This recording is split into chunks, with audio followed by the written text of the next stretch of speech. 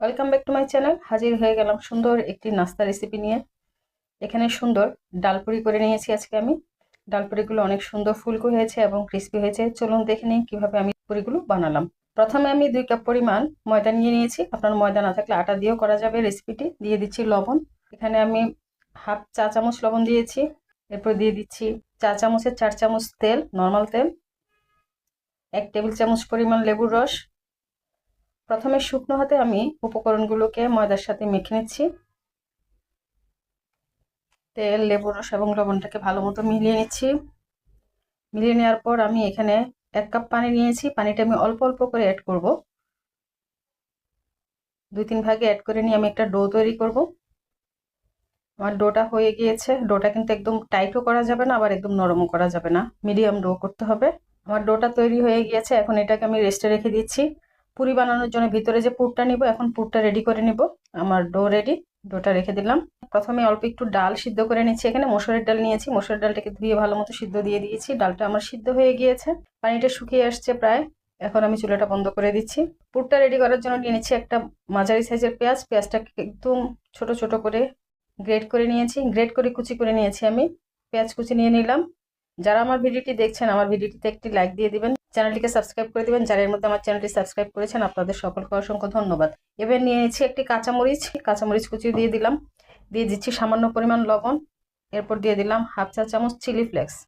পেঁয়াজ, chilli flakes, লবণ, কাঁচামরিচ সবটাকে ভালো মতো হাত দিয়ে কষলে নিচ্ছি। খুব ভালো মতো মেশানো হয়ে গিয়েছে। এখন যে ডালটা সিদ্ধ করেছিলাম সেই ডালটা এর মধ্যে দিয়ে দিচ্ছি।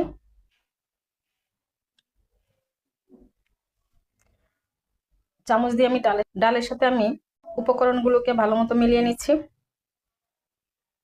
পুরটা যত টেস্টি করা যাবে, পুরিগুলো তত বেশি মজা হবে।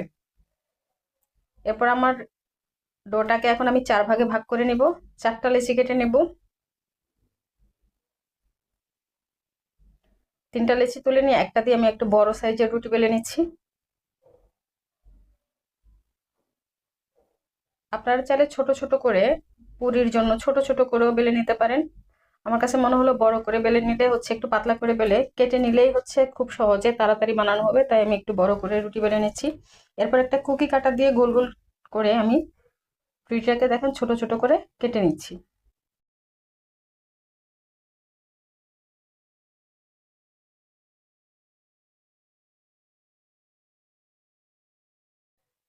ছোট ছোট রুটিগুলোকে আলগা করে নিচ্ছি এবং এক্সট্রা যে আটাটা রুটিটার অংশগুলো ছিঁড়ে ছিঁড়ে আছে সেগুলোকে আলাদা রাখছি। সেগুলো দিয়ে আবার পরে বানিয়ে নিব। সামান্য একটু ময়দা নিয়ে অল্প পানি দিয়ে আমি একটা পেস্ট তৈরি করে নিলাম। আঙ্গুল দিয়ে প্রথমে একটা রুটির চারপাশে পেস্টটা লাগিয়ে নিলাম। এরপরে পুরের একটুখানি দিয়ে দিলাম এর মধ্যে। দিয়ে আরেকটা রুটি দিয়ে ঢেকে একটু চাপ দিয়ে নিচ্ছি। এরপরে হাত দিয়ে ভালো মতো চারপাশটা প্রেস করে আটকে নিচ্ছি, যেন তেলে ভাজার সময় কোনোভাবে ভিতর থেকে পুরটা বের হয়ে না আসে। বেশ, আমার পুরিটা রেডি হয়ে গেল। আপনারা চাইলে এরকম ছোট ছোট লেচি নিয়ে এভাবে হাত দিয়ে প্রেস করে মাঝখানে কিছুটা অংশ ফাঁকা করে পাতলা করে এর মধ্যে তৈরি পুরটা দিয়ে এরকম মুড়িয়ে সিল করে উপরের অংশটা আটকে দিবেন। এরপরে হচ্ছে জাস্ট বেলুন দিয়ে প্রেস করে রুটির মতো বেলে নিতে হবে। সেভাবেও করা যায়, যেটা দোকানে করে। যে কোনো দোকানে কিন্তু এভাবেই বেলে নেয়। দুভাবেই দেখাচ্ছি। এভাবেও হয়ে গেল আমার পুরিটা। আমি সবগুলো পুরিকে এরকম একটা বড় রুটি বেলে তারপর ছোট ছোট করে কেটে নিয়ে তৈরি করে নিয়েছি। আমার সবগুলো পুরি মোটামুটি রেডি হয়ে গিয়েছে। অনেকগুলো পুরি হয়েছে আমার এখানে। তো আমি চুলার প্যানে তেল দিয়ে দিচ্ছি। তেলটা গরম হওয়া পর্যন্ত অপেক্ষা করছি। খুব বেশি গরম না, একদম কুসুম কুসুম গরম যখন হবে তখন আমি পুরিগুলোকে ভেজে নিব এবং চুলার আঁচটা অবশ্যই এখানে কমিয়ে রাখতে হবে। এক পাশ হওয়ার পর অপর সাইডটা উল্টে সেম ভাবে ভেজে নিব। দেখেন আমার পুরিগুলো কেমন সুন্দর ফুলকো হয়েছে, দেখতে অনেক ভালো লাগছে। আমি পুরিগুলোকে তুলে নিচ্ছি। একইভাবে বাকি যে পুরিগুলো আছে সেগুলোকে আমি ভেজে নিচ্ছি। সবগুলো পুরি ভাজা হয়ে গিয়েছে, দেখতে পাচ্ছেন। যদি ভিডিওটি ভালো লাগে লাইক কমেন্ট শেয়ার করে পাশে থাকবেন।